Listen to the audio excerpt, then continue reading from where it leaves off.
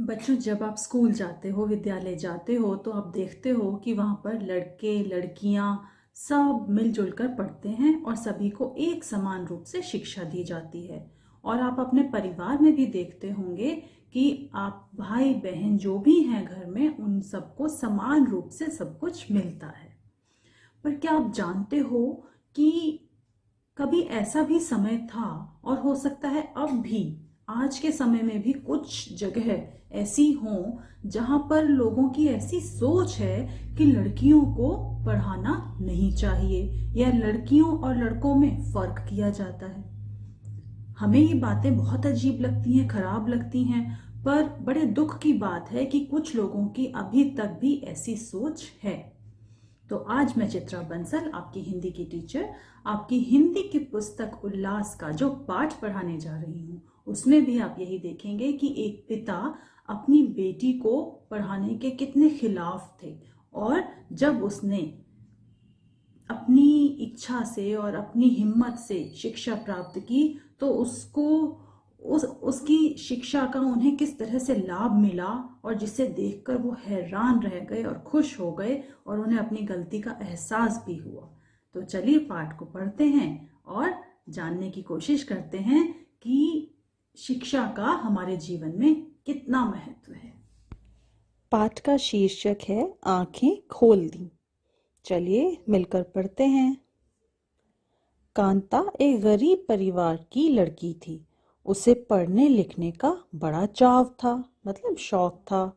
अपनी उम्र की लड़कियों को जब वह स्कूल जाते हुए देखती तो पढ़ने के लिए जिद भी करती, किंतु उसकी माँ हर बार टाल जाती। तब वह मन मारकर चुप रह जाती। दरअसल उसके पिताजी चाहते नहीं थे कि कांता पढ़ने जाए। एक बार उसने सहमते सहमते, मतलब डरते डरते, पिताजी के सामने स्कूल जाने की बात रखी भी थी।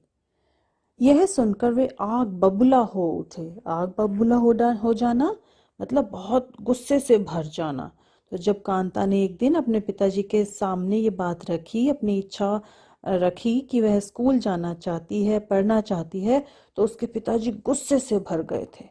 कहने लगे, खबरदार, जो पढ़ने की बात की, तुम्हारी माँ पढ़ी है? हमारे खानदान में कौन महिला पढ़ी थी? मैं खुद भी तो अनपढ़ हूँ। पढ़ना लिखना अपना काम थोड़े ही है।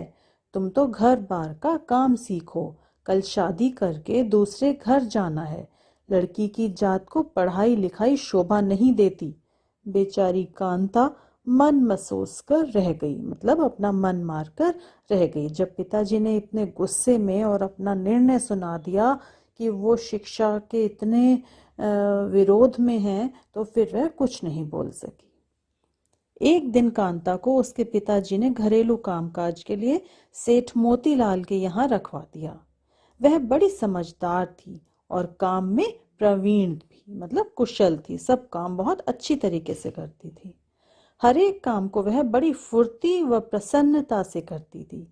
थोड़े ही दिनों में उसने सबका मन जीत लिया। यानी जहां वो काम करने लगी थी, उसके पिता ने सेठ मोतीलाल के यहाँ उसे घर का काम करने के लिए रखा था। वहां कुछ ही दिनों में उसके स्वभाव के कारण, उसके अच्छे स्वभाव के कारण सभी उससे खुश हो गए। सेठ जी के यहाँ बच्चों को पढ़ाने के लिए एक अध्यापिका आती थी। कांता रोज उन्हें पढ़ाते देखा करती थी। उसकी रुचि देखकर अध्यापिका ने उसे वहां बैठने की अनुमति दे दी, मतलब आज्ञा दे दी कि तुम भी यहाँ पर इन बच्चों के साथ बैठ सकती हो, पढ़ सकती हो। कांता झटपट काम निपटाकर पढ़ाई के समय आकर कमरे में बैठ जाती थी। वह अध्यापिका की बात सुन सुनकर ही कई बातें सीख गई। कभी कभी वह लिखने का भी अभ्यास करती। एक दिन सेठानी ने उसे किसी कागज पर वर्णमाला लिखते हुए देख लिया। वह बड़ी प्रभावित हुई। अध्यापिका तो खुश थी ही, दोनों ने कांता को पढ़ने के लिए प्रेरित किया, मतलब मोटिवेट किया। उसे प्रेरणा दी कि यदि उसका मन लगता है पढ़ाई में तो उसे पढ़ना चाहिए। सेठानी ने पुस्तकों की व्यवस्था कर दी, मतलब उसके लिए किताबों का, पढ़ने के लिए जो भी सामान चाहिए उसका इंतजाम कर दिया। अध्यापिका ने उसे पढ़ाने का जिम्मा लिया। कांता को तो मानो मनचाही मुराद मिल गई, मतलब मानो उसकी मन की इच्छा पूरी हो गई। घरेलू काम में तो वह दक्ष थी ही, पढ़ाई में भी वह काफी होशियार सिद्ध हुई। उसकी याददाश्त गजब की थी। अध्यापिका ने प्रयास करके उसे 8वीं कक्षा की प्राइवेट परीक्षा का फॉर्म भरवा दिया। यानी वह स्कूल तो नहीं जाती थी, इसलिए स्कूल में बैठकर परीक्षा तो नहीं दे सकती थी, पर ऐसे में प्राइवेट से बिना स्कूल जाए भी परीक्षा दी जा सकती है, तो वो इंतजाम अध्यापिका ने कर दिया। कांता के पिताजी एक ठेकेदार के पास काम करते थे, मकान बनाने का काम था। एक दिन वे काम कर रहे थे कि सीढ़ी टूट गई। वे नीचे गिर पड़े और घायल हो गए। ठेकेदार उन्हें उसी अवस्था में छोड़कर भाग गया। साथी मजदूरों ने जैसे तैसे उन्हें अस्पताल पहुंचाया और घर पर खबर दी। समाचार पाकर कांता अपनी माँ व छोटे भाई को लेकर अस्पताल पहुंची।